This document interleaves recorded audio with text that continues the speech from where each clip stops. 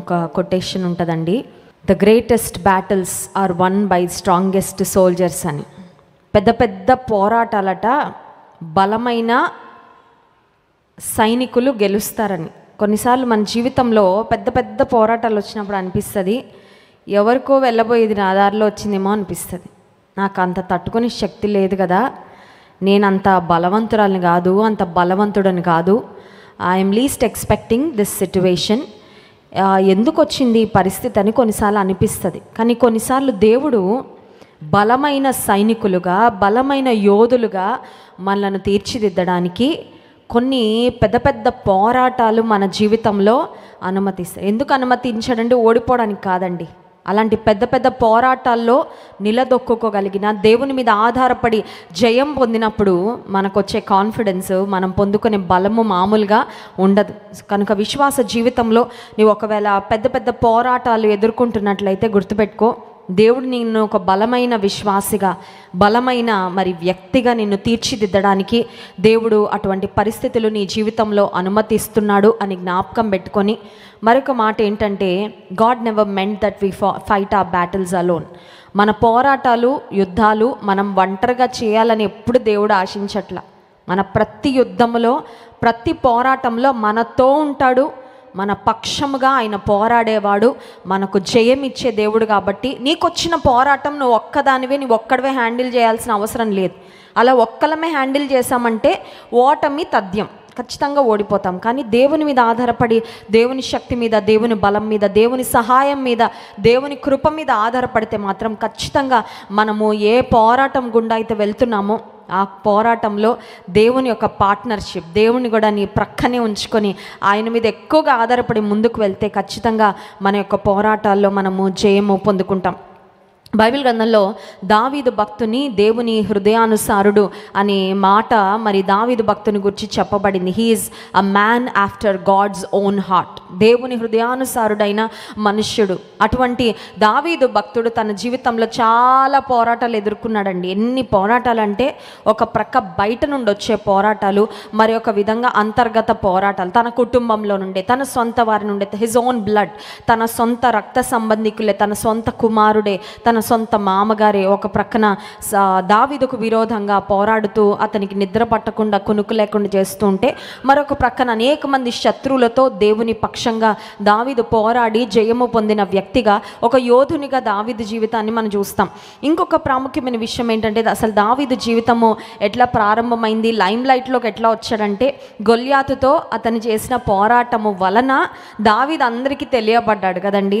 నీ జీవితంలో కూడా నువ్వు ఉన్నతమైన స్థితికి వెళ్ళాలంటే you have to fight the battles. నాకు ఏ పోరాటాలు వద్దండి, నాకు ఏ కష్టం వద్దండి, నేను అలా సౌకర్యవంతంగా ఉంటానండి నా జీవితంలో అనుకుంటే ఎదుగు బొదుగు ఏమీ ఉండదు. ఖచ్చితంగా నువ్వు క్రీస్తు యోధునిగా, క్రీస్తు సైనికునిగా ముందుకు వెళ్ళాలి. ముందుకు వెళ్తున్నప్పుడు ఆటుపోట్లు ఉంటాయి, పోరాటాలు ఉంటాయి. కానీ వాటన్నిటిలో దేవుని కృప మీద ఆధారపడినప్పుడు దేవుడు జయమిస్తాడు. ఆత్మీయంగా కూడా చాలా ఎలివేషన్, మనం ఉన్నతమైన స్థానానికి ఎదగగలము. దావీదు తన జీవితంలో ఒక పర్టిక్యులర్ ఇన్స్టెంట్లో, ఒక పరిస్థితిలో చాలా ఇబ్బందికరమైన స్థితిని ఎదుర్కొన్నాడు. ఈరోజు అది మనం ధ్యానం చేసుకొని స్తుతి ఆరాధనలోకి వెళ్దాం. 1 సమూయేలు గ్రంథము 30వ అధ్యాయము 1వ వచనం నుండి 6వ వచనం వరకు మార్చి చదువుకుందాం. 1 సమూయేలు గ్రంథము 30వ అధ్యాయము 1వ వచనం నుండి 6వ వచనం వరకు. దావీదును అతని జనులను 3వ దినమందు సిక్లగునకు వచ్చిరి. అంతలో అమాలేకీయులు దండెత్తి దక్షిణ దేశము మీదను సిక్లగు మీదను పడి కొట్టి దానిని తగులపెట్టి,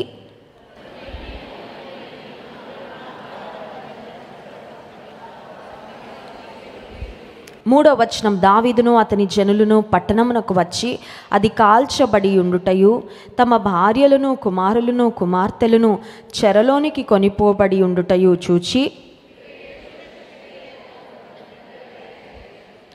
ఇశ్రాయేలీయురాలైన అహీనోయము, కర్మేలీయుడైన నాబాలు భార్య అయిన అబీగయిలు అను దావీదు 2 భార్యలను చెరలోనికి కొనిపోబడగా చూచి,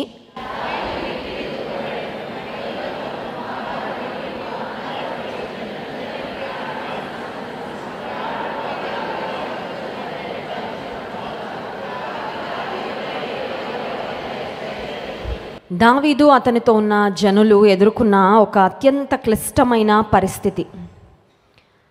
శత్రువులైన అమాలేకీయులు దావీదు అతనితో ఉన్న మరి యుద్ధం చేసే పురుషులు ఎవరు లేని సమయంలో అమాలేకీయులు వచ్చారు. దావీదు యొక్క భార్యలు, పిల్లలు, ఆ తర్వాత తనతో ఉన్న పురుషుల యొక్క కుటుంబాలు, వారందరినీ కూడా తీసుకొని వెళ్ళిపోయి, పోనీ వారికి కలిగిందన్నా వదిలిపెట్టారంట, అది కూడా వదిలిపెట్టలేదు, దాన్ని కూడా కాల్చేసి వెళ్ళిపోయారంట. ఇప్పుడు దావీదు అతనితో ఉన్నవారు దూరం నుండి చూస్తూ ఉంటే దే కుడ్ సీ స్మోక్, వారికి పొగ కనబడతా ఉంది. ఇది వంట చేసేటప్పుడు వచ్చి చిన్న పొగ కాదండి, ఏదో పెద్ద నాశనము కలిగిన తర్వాత వచ్చే పొగ. దూరం నుంచి అర్థమైపోయింది ఏదో భయంకరమైన పరిస్థితి అక్కడ జరిగింది. We have to expect the worst, ఏదో భయంకరమైన పరిస్థితే ఇప్పుడు చవి చూడాల్సి వస్తుందని దావీదుకు అర్థమైంది. దావీదు అతనితో ఉన్న వారందరూ వచ్చి చూసేసరికి ఆస్తిపాస్తులు ఏమీ లేవు, వారికి ఉన్నవన్నీ కాల్చబడ్డాయి. ఉన్నవన్నీ పోతే పోన్లే, మనుషులన్నా ఉన్నారా, కుటుంబం అన్నా ఉన్నారా, వారిని బట్టి అయినా సరే కొంచెం ఆదరణ పొందుదాం అనుకుంటే కుటుంబీకులను, పిల్లలను అందరినీ కూడా అమాలేకీయులు అనే శత్రువులు వచ్చి కొనిపోయారు. ఆ సమయంలో దావీదు యొక్క ఇనీషియల్ రెస్పాన్స్ ఏంటంటే, దావీదు కూడా మనుషుడే, హీ క్రైడ్ కదా, ఎంత బిగ్గరగా ఏడ్చాడంట. 4వ వచనం, ఇక ఏడ్చుటకు శక్తి లేకపోవునంత బిగ్గరగా ఏడ్చారంటే ఇంకొక మాటలో చెప్పాలంటే ఇంక ఏడుపు తప్ప మేము చేయగలిగింది ఏమీ లేదు. దట్ ఈస్ హ్యూమన్ రియాక్షన్ కదా. మనకు కూడా కొన్నిసార్లు కొన్ని పరిస్థితులు వచ్చినప్పుడు ఏడవడం తప్ప ఇంక ఏమీ చేయలేమో అనిపిస్తుంది. ఎగ్జాక్ట్గా అట్లాంటి పరిస్థితుల్లోనే దావీదు అతనితో ఉన్నవారు కూడా అదే పరిస్థితిలో ఉన్నారు. ఇప్పుడు దావీదుతో ఉన్న శత్రువులు, దావీదుతో ఉన్న పురుషులు యుద్ధం చేసేవారు. అప్పటి వరకు దావీదు పక్షంగానే ఉన్నారు, దావీదుతో కలిసి తిరిగారు, అంతా బాగానే ఉంది. కానీ ఒక్కసారిగా వారి భార్యలు, వారి పిల్లలను కూడా అమాలేకీయులు వచ్చి తీసుకువెళ్ళేసరికి ఒక్కసారిగా వారందరూ కూడా దావీదు మీద తిరగబడిపోయారండి. ఇప్పుడు ఒక మాటలో చెప్పాలంటే దావీదు ఒక్కడే ఒక సైడ్ ఉన్నాడు, మిగతా వారందరూ దావీదుకు విరోధులుగా మారిపోయారు. So he had no support. దావీదును బలపరచడానికి, దావీదు పక్షంగా నేనున్నానులే పర్వాలేదు, we will sort it out, ఇదేదో ఒక విధంగా పరిష్కారం అవుతుంది, మనము అమాలేకీయుల మీదకి వెళ్దాము, యుద్ధం చేద్దాము అని దావీదు పక్షంగా అతన్ని సపోర్ట్ చేస్తూ ఒక్క మాట కూడా మాట్లాడడానికి ఒక్కరు కూడా లేరండి. He was left all alone. కొన్నిసార్లు జీవితంలో ఎట్లా ఉంటుందంటే అప్పటి వరకు మన ప్రక్కనే ఉంటారు, అప్పటి వరకు నువ్వు లేకపోతే నేను లేను అన్నంత క్లోజ్గా ఉంటారు. అప్పటి వరకు అంటారు మీ సంతోషమే మా సంతోషం అండి, మీరు బాధపడితే మేము బాధపడతామండి అనేటట్లు చాలామంది మన చుట్టూ ఉన్నట్లు కనబడతారు. కానీ కొన్ని సమయాలు, సందర్భాలు వచ్చేసరికి సపోర్ట్ నాకంటూ ఎవరైనా ఉన్నారా, నన్ను ఆదరించడానికి, నన్ను ధైర్యపరచడానికి, నన్ను అర్థం చేసుకోవడానికి, నా పక్షంగా అంటూ ఎవరైనా ఉన్నారా అని చుట్టూ చూస్తే కొన్నిసార్లు ఎవ్వరు కనబడరండి. అలాంటి సందర్భంలో యూజువల్గా మన రెస్పాన్స్ ఎట్లా ఉంటుందంటే I wish someone was with me. ఎవరైనా నేను చెప్పుకోవడానికి నాకు ఎవరైనా ఉంటే బాగుండు అని కొన్నిసార్లు అనిపిస్తుంది. ఎందుకంటే చెప్పుకుంటే బాధ పోతుంది, కానీ అలా కూడా కొన్నిసార్లు ఎవరు కనబడరు. మరి ఒక సందర్భం ఏంటంటే నేను చెప్పుకోవడానికి ఎవరు లేకపోయినా కనీసం వచ్చి నా పరిస్థితిని అర్థం చేసుకొని ఇట్స్ ఓకే, పర్వాలేదు, కొంచెం ధైర్యంగా ఉండు, పరిస్థితులన్నీ సర్దుకుంటాయి అని ఎవరైనా వచ్చి చెప్తే బాగుండు అనిపిస్తుంది. ఎందుకంటే మనుషులంగా మనకు ఒక వ్యక్తి లేదంటే ఒక పర్సన్ వచ్చి మన ప్రక్క నుండి మనకు కొన్ని ధైర్యపు మాటలు చెప్తే కొంచెం ఊరట పొందుదాం అనిపిస్తుంది. ఇప్పుడు దావీదు జీవితంలో అటువంటి సందర్భము లేదండి, అలాంటి పరిస్థితులు లేవు.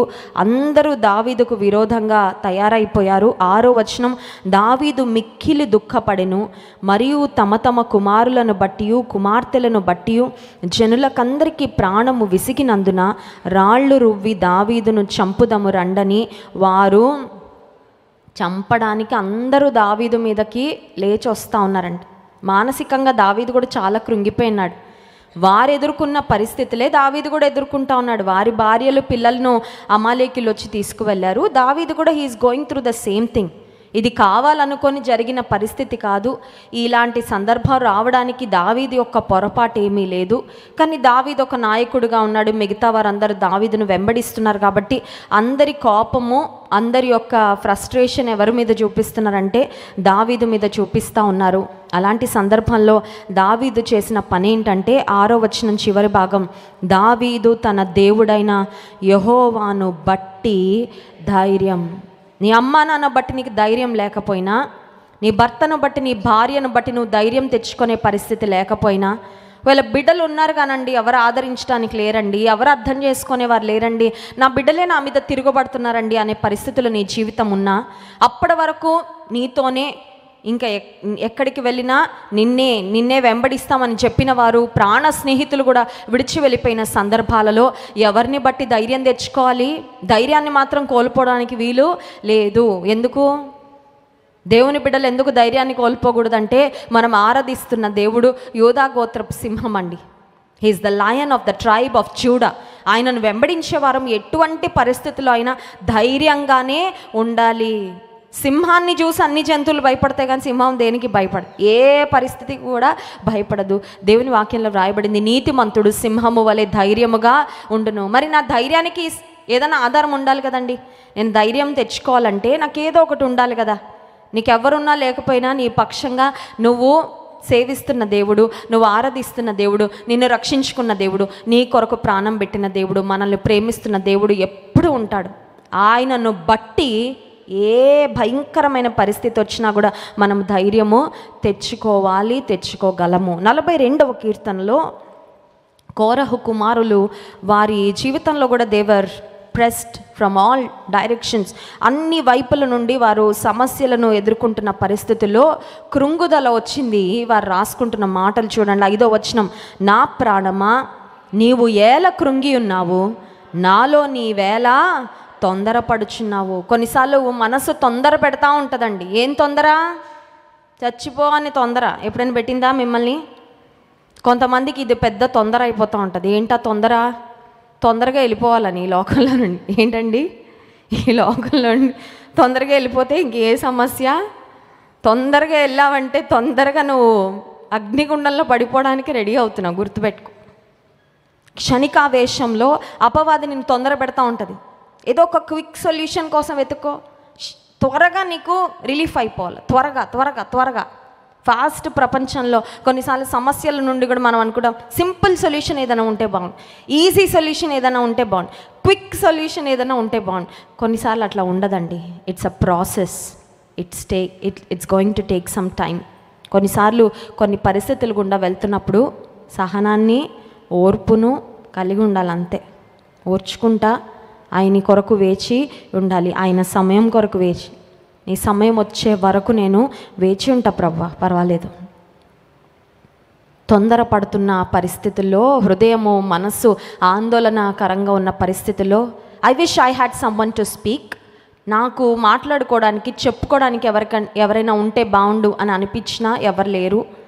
ఒకవేళ ఎవరైనా నన్ను ఆదరిస్తే బాగుండు అని అనిపించినప్పుడు, ఒకవేళ నిన్ను ఆదరించడానికి కూడా ఎవరు లేరు, అలాంటప్పుడు ఏం చేయాలంటే మనతో మనం మాట్లాడుకోవాలి.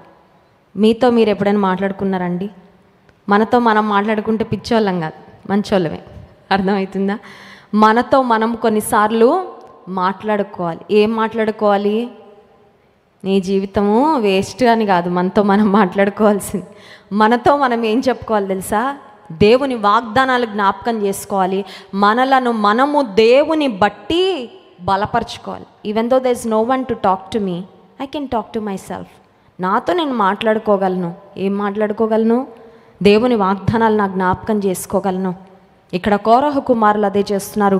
నా ప్రాణమా నీవు ఎలా కృంగి ఉన్నావు, నాలో నీవేళ తొందరపడుచున్నావు, దేవుని యందు నిరీక్షణ ఉంచుము, ఆయనే నా రక్షణకర్తయని నా దేవుడెనియు చెప్పుకొనుచు ఇంకను నేను ఆయనను. నీతో నువ్వు చెప్పుకోవాలి. కొన్నిసార్లు ఏం చెప్పుకోవాలి? నా ప్రాణమా దేవుడు నీకు ఎన్ని కార్యాలు చేసావు మర్చిపోయావా? నా ప్రాణమా దేవుడు నీ పక్షంగా ఉన్నాడని మర్చిపోయావా? నా ప్రాణమా దేవుడు నిన్ను బలపరుస్తాడని మర్చిపోయావా? నా ప్రాణమా దేవుడు నీ తల ఎత్తుతాడని మర్చిపోయావా? నా ప్రాణమా దేవుడు నీ పక్షంగా ఉన్నాడని మర్చిపోయావా? నా ప్రాణమా ఏం పర్లేదు. ఎవరితో చెప్పుకోవాలి? మనతో. దేవునితోనా? మనతో మనమే అండి. We have to talk to our self. నీతో నువ్వు చెప్పుకో. నీతో నువ్వు నిన్ను నీవు బలపరచుకో. ఎవరిని బట్టి? దేవుని బట్టి. ఆ తర్వాత చూస్తే 42వ అధ్యాయంలో 10వ వచనం, నీ దేవుడు ఏమాయనని నా శత్రువులు దినమెల్లా అడుగుచున్నారు, వారు తమ దూషణల చేత నా ఎముకలు విరుచుచున్నారు. శత్రువులు ఏం చేస్తున్నారంట? శత్రువులు అడిగే ఫస్ట్ ప్రశ్న ఏంటో తెలుసా? మీ దేవుడు దేవుడు అంటారు కదండి, ఎక్కడండి మీ దేవుడు? ఉండండి, అయిపోలేదు అప్పుడే. ఏం చెప్పాలండి? కంగారు పడద్దు, తొందర పెట్టద్దు. ఏంటండి?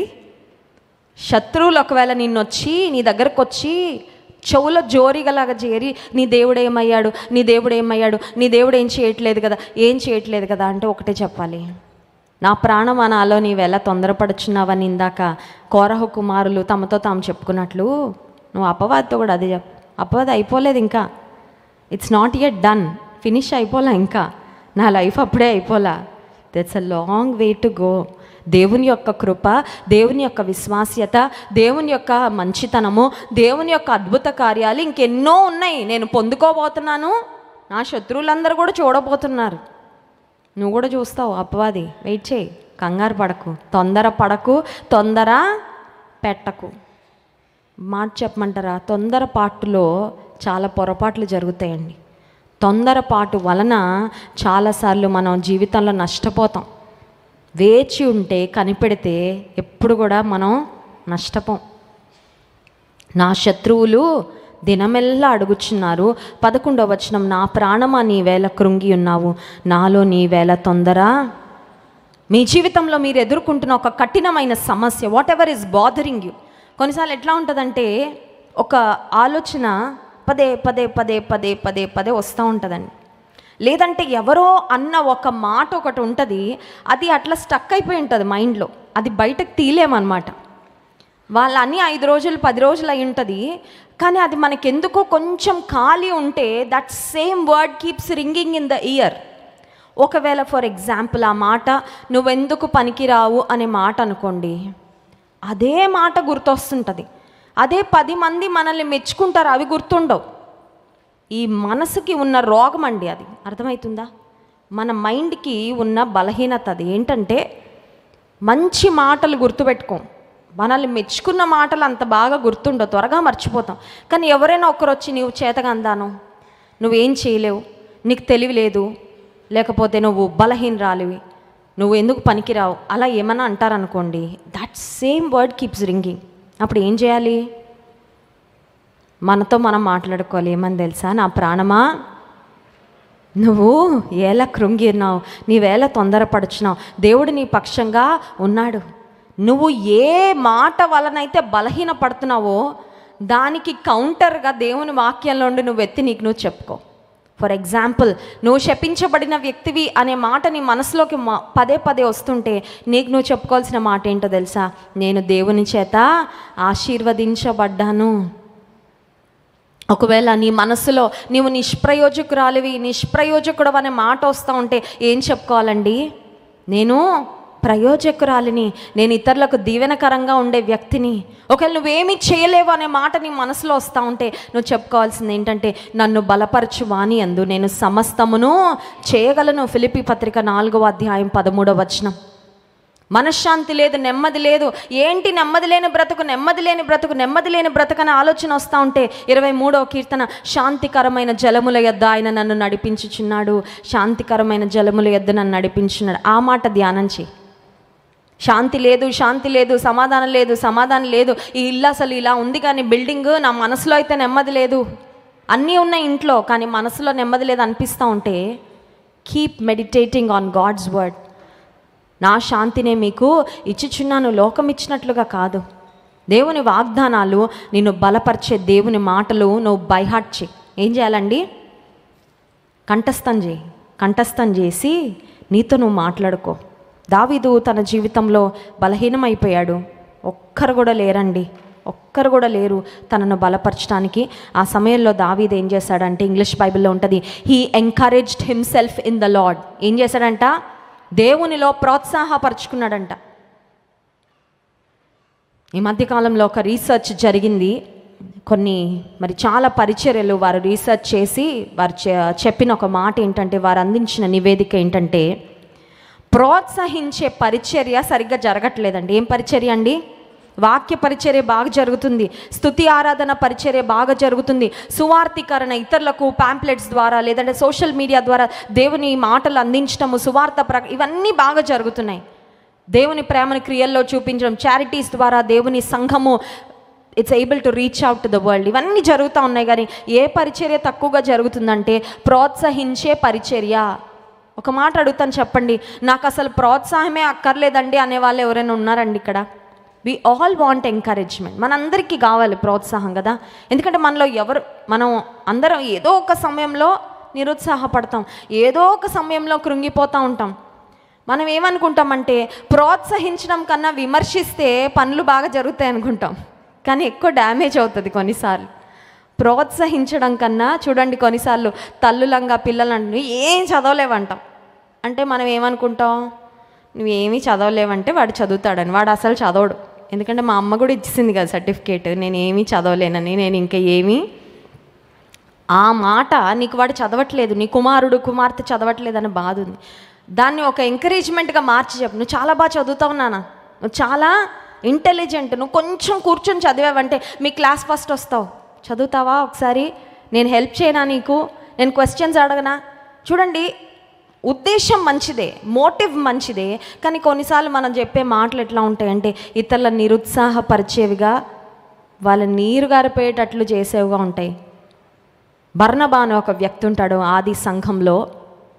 ఆ వ్యక్తికి ఉన్న పేరేంటంటే, ఆ బర్నబా అనే మాటకు అర్థము ఆదరణ పుత్రుడు లేదా హెచ్చరిక పుత్రుడు, సన్ ఆఫ్ ఎంకరేజ్మెంట్. అతడు సంఘానికి ఆదరణకరంగా ఉన్నాడంట. ఇక్కడున్న మనం కూడా ఇతరులను ఆదరించే వారముగా దేవుడు మనల్ని వాడుకొనుగాక. ఆమేన్. ఇతరులను ప్రోత్సహించే వారముగా దేవుడు మనల్ని వాడుకొనును గాక. ఆమేన్. దావీదు తనను ఆదరించడానికి ధైర్యపరచడానికి ఎవరు లేరు, కానీ దేవుని బట్టి తనను తాను ప్రోత్సాహపరచుకొని ఇప్పుడు ఏం చేశాడు చూడండి. 1 సమూయేలు గ్రంథము 30వ అధ్యాయం 7వ వచనం.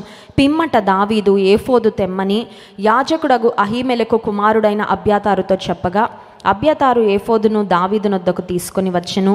నేను ఈ దండును తరిమిన ఎడల దాని కలుసుకొందునా అని యెహోవా యొద్ద దావీదు విచారణ. చంపడానికి రాళ్ళు రువ్వడానికి దావీదు మీదకి రాళ్ళు పట్టుకొని వస్తున్నారు. అసలు ఆ టైంలో మైండ్ పనిచేస్తుందా చెప్పాలి. మనస్సు నిండా కృంగుదల, వేదన, ఇంకొకటి ఏంటంటే ప్రాణభయం. ఎప్పుడు నా ప్రాణం తీసేస్తా, రాళ్ళు పట్టుకొని రెడీగా ఉన్నారండి. అసలు మోకరించగలిగిన పరిస్థితి ఉంటుందా ఎవరికైనా? మామూలుగా అయితే ఎవరికి ఉండదు. దావీదు యొక్క మానసిక స్థితి ఎట్లా ఉందంటే చాలా లోగున్నాడు. అసలు ఏం చేయాలో కూడా తోచని పరిస్థితి. సడన్గా అంతా బాగుంది అనుకున్న పరిస్థితి ఒక్కసారిగా తారుమారు అయిపోయింది. ఏం చేయాలో పాలుపోని పరిస్థితుల్లో దావీదు ఏం చేస్తాడంటే దేవుని సన్నిధికి వెళ్ళి విచారణ, lord what should I do? నీకు ఏం చేయాలో ఏమీ తోచకపోతే ఒక్కటి చేయి. మోకరించాడు. ఏం చేయను ప్రభా, if you have no clue, ఏం చేయాలో అర్థం అవట్లేదండి. కొన్నిసార్లు అందరూ మన చుట్టూ మంచిగా ఉన్నట్లుంటారు, వారి ఉద్దేశాలు ఏంటో మనకు తెలియదు. కొన్నిసార్లు జీవితంలో చాలా ప్రాముఖ్యమైన నిర్ణయాలు తీసుకోవాలి, ఏం చేయాలో అర్థం కాదు. ముందుకు వెళ్ళాలా, వెనక్కి వెళ్ళాలా, లెఫ్ట్ వెళ్ళాలా, రైట్ వెళ్ళాలా, we don't have a clue. ఏది చేసినా ఏదన్నా చిన్న తేడా అయిందంటే చాలా పెద్ద నష్టం చవి చూడాల్సి వస్తుందండి. ఏం చేయాలో తోచకపోతే ఆలోచనకర్త అయిన దేవుని దగ్గరికి వెళ్ళి గో స్ట్రైట్, మోకాళ్ళ మీదకి వెళ్ళిపో. అందుకే ఒక దైవజనుడు అంటాడు, the shortest distance between the problem and the solution is the distance between your knees and floor అని. సమస్య యొక్క పరిష్కారానికి మధ్యలో ఎంత దూరం అంటే మన మోకాళ్ళకి నేలకి మధ్యలో ఉన్నంత దూరం. అంటే ఎంత దూరం అండి? 6 అడుగులోళ్ళు ఉన్నా కూడా చిన్న డిస్టెన్సే కదా. So easy, you can do it anywhere any time. మోకాలు వేయడం ఇలా ఉండి ఇక్కడ కూడా వేయచ్చు. ఎలాంటి సమయంలో అయినా నువ్వు మోకాళ్ళు వేసి ప్రార్థన చేయొచ్చు. నీకు ఏం చేయాలో తోచని పరిస్థితుల్లో నువ్వు చేయాల్సింది ఒకటే, మోకరించి దేవుని సన్నిధిలో ప్రార్థన చేయి. నీ ప్రార్థనకు దేవుడు జవాబు ఖచ్చితంగా అనుగ్రహిస్తాడు. దావీదు చేసిన రెండవ పని, he enquired in the presence of God. దేవుని సన్నిధిలో దేవుని యొక్క ఆలోచన కొరకు విచారణ చేశాడు. అప్పుడు దేవుడు దావీదుకు చెప్పిన మాట ఏంటంటే, దేవుడు ఒక వాగ్దానం ఇచ్చాడు, నువ్వు ముందుకు వెళ్ళు, నీ వారిని నువ్వు దక్కించుకుంటావు. 8వ వచనం, నేను ఈ దండును తరిమిన ఎడల దాన్ని కలుసుకొందునా అని యెహోవా యొద్ద దావీదు విచారణ చేయగా, యెహోవా తరుము, నిశ్చయముగా నీవు వారిని కలుసుకొని తప్పక నీ వారిని అందరినీ దక్కించుకొందువని సెలవిచ్చాను. ఒకసారి స్తోత్రం చెప్దాం, హల్లెలూయా. కొన్నిసార్లు మన పరిస్థితి ఎట్లా ఉంటుందంటే, దేవుణ్ణి అడిగి లేసి వెళ్ళిపోతాం ప్రార్థనలో. అర్థమైందండి? ప్రశ్న అడిగితే జవాబు కొరకు వెయిట్ చేయాలా? దేవుణ్ణి అడుగుతాం, దేవా నేను ఏం చేయాలని, ఆయన జవాబు వచ్చే వరకు వెయిట్ చేయం, లేసి వెళ్ళిపోతూ ఉంటాం. అంటే ఏంటి? అప్లికేషన్ అయితే సబ్మిట్ చేసావు, మరి జవాబు కూడా పొందాలి కదా. ప్రార్థనలో కనిపెట్టడం కూడా ఒక ప్రాముఖ్యమైన భాగం అండి. To wait silently upon the Lord. నువ్వు చెప్పాల్సినవన్నీ చెప్పు, అడగాల్సినవన్నీ అడుగు, కానీ ఎదురుచూడు, మౌనంగా ఎదురుచూడు. ప్రభా ఏం మాట్లాడతావు? ఒక మాట ఇవ్వు, ఒక వాగ్దానం ఇవ్వు, ఒక కార్యము, ఒక సూచన ఇవ్వు నాకు. Wait upon the Lord. దావీదు అడిగాడు, దేవుడు అన్నాడు, నీవు నీ వారిని అందరినీ దక్కించుకుంటావంట. కొంతమందిని కోల్పోతావయ్యా, కొంతమంది మాత్రమే తిరిగి వస్తారని చెప్పలేదండి దేవుడు. God said, you will receive everything you have lost, I will restore everything that you have lost. నువ్వు కోల్పోయినవన్నీ పొందుకుంటావంటే అవన్నీ చదవడానికి సమయం లేదు, కానీ 18వ వచనం, ఈలాగున దావీదు అమాలేకీయులు దోచుకొని పోయిన దానంతటిని తిరిగి తెచ్చుకొని. ఒకసారి స్తోత్రం చెప్దాం, hallelujah. We know what we have lost in life. మన జీవితంలో కూడా కొన్ని మనం కోల్పోయామండి. గతంలో కొన్ని మన దగ్గర ఉన్నాయి, అవి ఇప్పుడు మన దగ్గర లేవు. మనం ఏమనుకుంటూ ఉంటామంటే, పోయాయి పోయాయి పోయాయి పోయాయి అని బాధపడతా ఉంటాం. అది ఉండేదండి, అది పోయిందండి. ఇది ఉండేదండి, ఇది పోయిందండి. ఆనందం ఉండేదండి, పోయిందండి. ఐక్యత ఉండేదండి, పోయిందండి. ప్రేమ ఉండేదండి, పోయిందండి. ఆరోగ్యం ఉండేదండి, పోయిందండి. డబ్బులు ఉండేవండి, పోయాయండి. ఉద్యోగం ఉండేదండి, పోయిందండి. ప్రార్థన జీవితం ఉండేదండి, ఇప్పుడు లేదండి. చాలాసార్లు మనం లేదు లేదు లేదు లేదు, పోయింది పోయింది పోయింది పోయిందని ఆలోచించుకుంటూ ఉంటాం, బాధపడుతూ ఉంటాం. వచ్చిన వారందరికీ చెప్పుకుంటూ ఉంటాం ఏమని, ఒకప్పుడండి బాగా ఫ్యామిలీ ప్రేయర్ ఉండేదండి, ఇప్పుడు లేదండి. పోయింది కరెక్టే, పోయిన దాని గురించి చెప్తున్నాం, బాధపడుతున్నాం. ఒకప్పుడు మంచిగా బ్రతికామండి, ఇప్పుడు ఏమీ లేదండి, ఇలా ఉందండి జీవితం. Okay, you have lost certain things in life. ఒకప్పుడు కుటుంబాల్లో చాలా సంతోషం ఉండేదండి, ఇప్పుడు ఏమీ లేదండి. అందరూ పెదవి విరుచుకొని ఉంటున్నారండి. ఒకరిని చూస్తే ఒకరికి చిన్న చిరునవ్వు కూడా రావట్లేదండి. ఆనందం పోయిందండి. Okay fine, you have lost certain things. కొన్ని కోల్పోయాం. కానీ ఈ ఉపవాస ప్రార్థనకు మనం ఎందుకు వచ్చాం తెలుసా? కోల్పోయినవన్నీ తిరిగి దక్కించడానికి, తిరిగి ఇవ్వడానికి దేవుని పాదాల వద్దకు వచ్చాం. నమ్మిన వారి స్తోత్రం చెప్దాం, హల్లెలూయా. ఇఫ్ యూ కెన్ బిలీవ్, నువ్వు నమ్మగలిగితే నువ్వేమి కోల్పోయావో అవన్నీ దేవుడు నీకు తిరిగి దయచేస్తాడు. నమ్మితే ఆమెన్ చెప్దాం, ఆమెన్. దేవుడు దావీదుకు చెప్పినట్లుగానే దావీదు అమాలేకీయులు దోచుకొని పోయిన దానంతటినీ 19వ వచనం చూడండి. కుమారులేమి కుమార్తెలేమి దోపుడు సొమ్మేమి వారు ఎత్తుకొని పోయిన దానంతటిలో కొద్దిదేమి గొప్పదేమి ఏదీ తక్కువ కాకుండా దావీదు సమస్తమును. ఈరోజు నీకు నాకు పట్టుదల ఉంటే, నా దగ్గర నుండి ఏం పోయాయో నాకే తెలియదండి అంటే నీకు దొరకవు అవి. కొంతమంది ఉంటారండి, పోగొట్టడము వారి జన్మ హక్కు. చూడండి, మా అమ్మాయి ఉంటుంది, రోజుకు 3 పెన్సిల్స్ పట్టుకుపోతుంది స్కూల్కి. ఎందుకన్నా మంచిది మమ్మీ అని. వచ్చేటప్పుడు ఒక పెన్సిల్ పట్టుకొస్తుంది. ఎక్కడన్నా అంటే ఎవరికి ఇచ్చారంటది, లేకపోతే టేబుల్ కింద పడిపోయింది అంటది. ఇక్కడ ఏమన్నా మనకి పెన్సిల్ ఫ్యాక్టరీ ఉందా నాన్న? ఎన్ని పెన్సిల్స్ కొనుక్కొని రావాలి? పోతూ ఉంటాయి, లెక్కలు ఉండవు కదండి. కొన్ని మన దగ్గర ఏముంటాయో మనకే లెక్క ఉండదు, ఏం పోయాయో మనకే లెక్క లేకపోతే, మనకే శ్రద్ధ లేకపోతే పోయినావు మళ్ళీ తెచ్చుకోవాలనే పరిస్థితి కూడా. But if you are particular, నీ జీవితం గురించి నువ్వు శ్రద్ధ కలిగి, నేనేం కోల్పోయానో ప్రభా, అవి కోల్పోయిన లిస్టులో ఉండడం నాకు ఇష్టం లేదు. నా రెస్టరేషన్ లిస్ట్లో, నేను తిరిగి పొందుకున్న లిస్టులోనే అన్నీ ఉండాలి. పోగొట్టుకున్నవంటూ ఏమి నా జీవితంలో శ్రేష్టమైన కృపలు, దీవెనలు, ఆత్మీయ స్థితి, ఆశీర్వాదాలు, సమృద్ధి ఏదైతే నేను కోల్పోయానో, ఇక అది కోల్పోయా అనే బాధతో నేను I don't want to end my life. కొంతమంది ఫిక్స్ అయిపోతారండి, ఇంక ఈ జీవితానికి ఇంతే ఫిక్స్ అయిపోతారు. నువ్వు ఫిక్స్ అయితే ఇంక అంతే ఉంటుంది నీ జీవితం, ఎందుకంటే నీ నమ్మికను బట్టి నీ జీవితం ఉంటుంది. కానీ నీవు కనుక విశ్వసించి, దావీదు కోల్పోయాడు సమస్తము, కానీ కొద్దిదేమి గొప్పదేమి ఏదియూ తక్కువ కాకుండా. ఎంత గొప్ప దేవుడు అండి మన దేవుడు.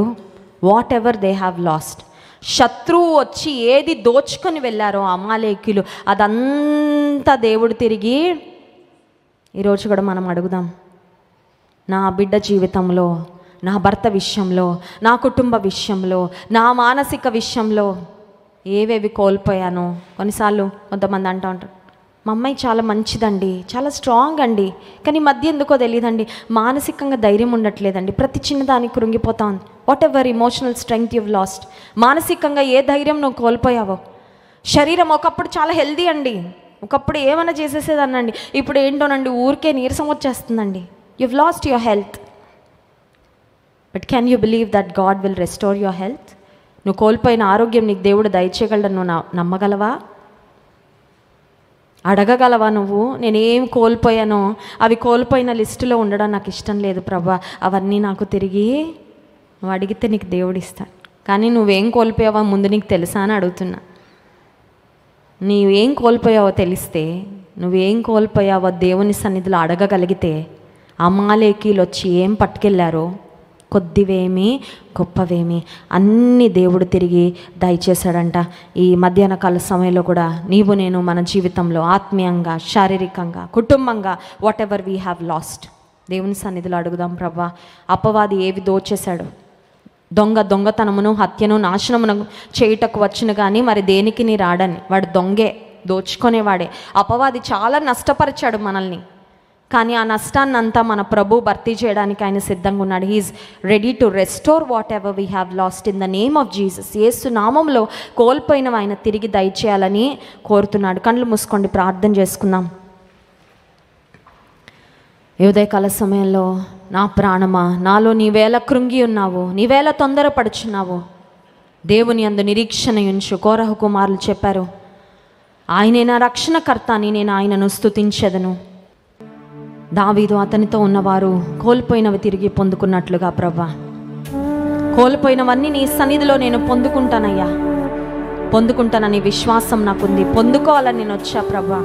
Lord, restore to me everything that I have lost, everything that my family has lost. నీ జీవితంలో ఏది కోల్పోయావో ఒక్కసారి పరమ తండ్రి దగ్గర చెప్పుకుంటావా? తల్లి, చెల్లి, సహోదరి, సహోదరుడా, చెప్పుకుంటావా ఏం కోల్పోయావో? కొద్దివేమి గొప్పవేమి, దావీదు అతనితో ఉన్నవారు ఏమి కోల్పోయారు అవన్నీ దేవుడు తిరిగి ఇచ్చాడని వాక్యంలో మనం చూసాం. Thank you Lord, you are a God of restoration. నా ప్రాణమా, నాలో నీవు ఎందుకు కృంగి ఉన్నావు?